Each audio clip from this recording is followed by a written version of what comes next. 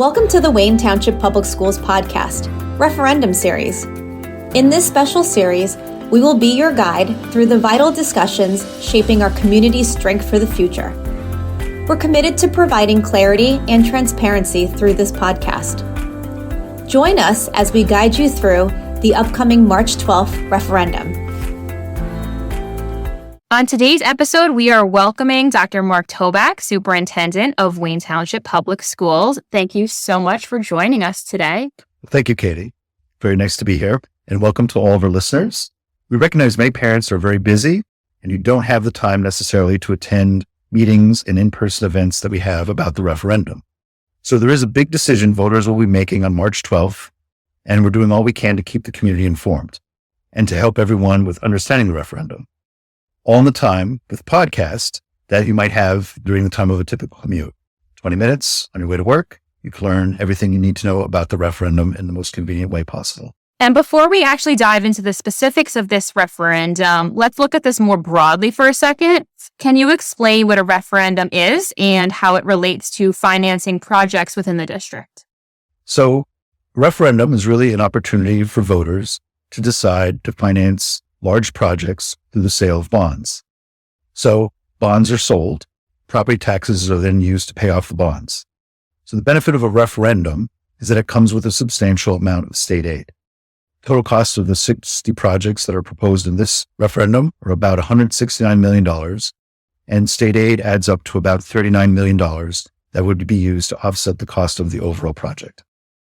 So you just briefly mentioned the role of state within this referendum process. So what other role does state aid play in funding these improvements? And mention again how much state aid is expected for this referendum. So the amount of state aid expected for this referendum is $39 million. And so what's interesting to know, something that a lot of people are not aware of, is that taxpayers in New Jersey pay into a school construction fund. So people in Wayne have been paying for decades into a school construction fund, and there's ultimately one way to get those funds out, and that's with an approved bond referendum. So the state of New Jersey ultimately makes determinations about different projects that are submitted for approval and if they will fund them. The state has determined that of all the projects we've approved, $39 million will be provided for those projects. So the board was very careful to come up with a list of projects that would ultimately generate the most amount of state aid. That makes this referendum as taxpayer friendly as possible. It stretches every tax dollar to the limit. So you mentioned earlier that there are a large variety of projects that are going to be funded through this referendum. Can you touch on some of the big improvements that you're hoping to make with this? So we have 15 schools. All 15 schools have improvements. They all have projects that are connected to each of the schools. But the biggest project is probably the previous school expansion. So in the end, there is a proposal to add a $40 million addition to that property. So that would include 24 classrooms, which adds up to, if you think about a typical elementary school, it's K-5. There's basically 3 classrooms per grade level. So there's 6 grade levels. So there's 18 classrooms plus room for art and music. So it's a full-fledged elementary school. It would be a new elementary school for the district. The other thing that is really important is security improvements.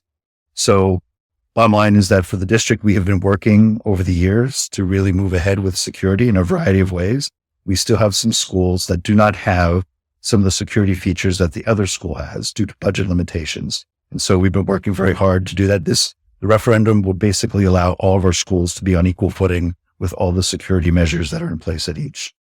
Also, at Anthony Wayne Middle School, there is an issue with some settling in some part of the foundation and a crack in the wall that we would like to address. And of course, the other big thing is at our high school, we have bleacher projects for each of the high schools. So new bleachers. The bleachers at each high school are approximately 60 years old.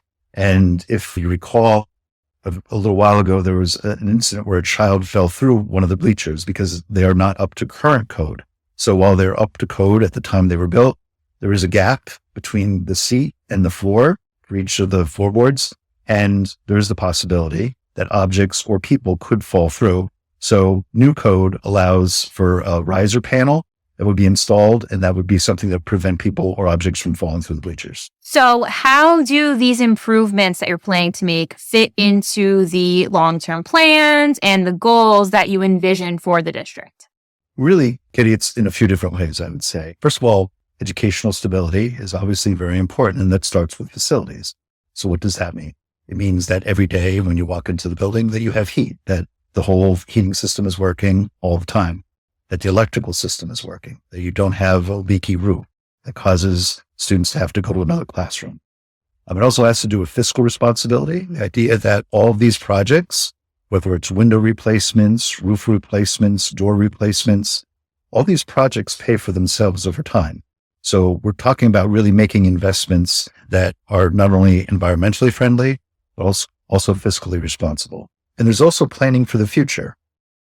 In the end, we know that there's a lot of construction that's going to be happening in Wayne over the next 10 years.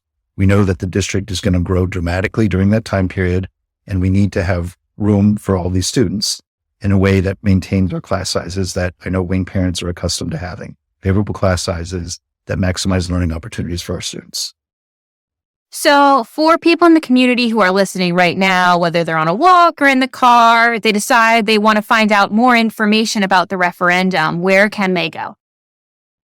So for anyone looking for more information about the referendum, we have our website, which is wayneschools.com. And then there's a link to the referendum. It's right at the top of the page, easy to see.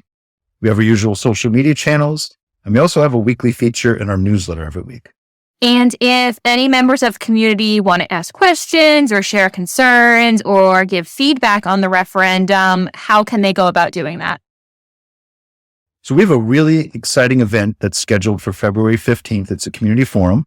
It's basically a live studio audience that'll be in attendance for what is essentially a talk show about the referendum. We'll have a variety of professionals that'll be attending this event that'll be there to answer questions.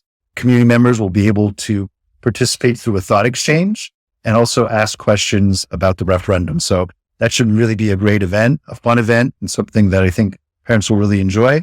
And I also think it'll be a great opportunity for our students to be involved in the production of a really interesting show for our community. The other way to get involved is we do have our typical ways where people can ask questions, right? So by email, we have an email set up for the referendum, and we also have Let's Talk. So a number of people have used Let's Talk to reach out and ask questions about the referendum.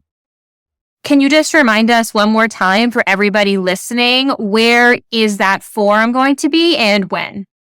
So it's on February 15th at Wayne Hills High School in the auditorium. And it's going to be recorded, right? For anybody who may not be able to make it live? It'll be recorded and broadcast live.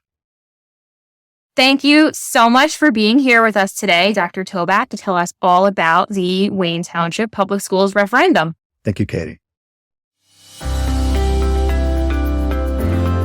Let's continue to work together, keeping our community informed.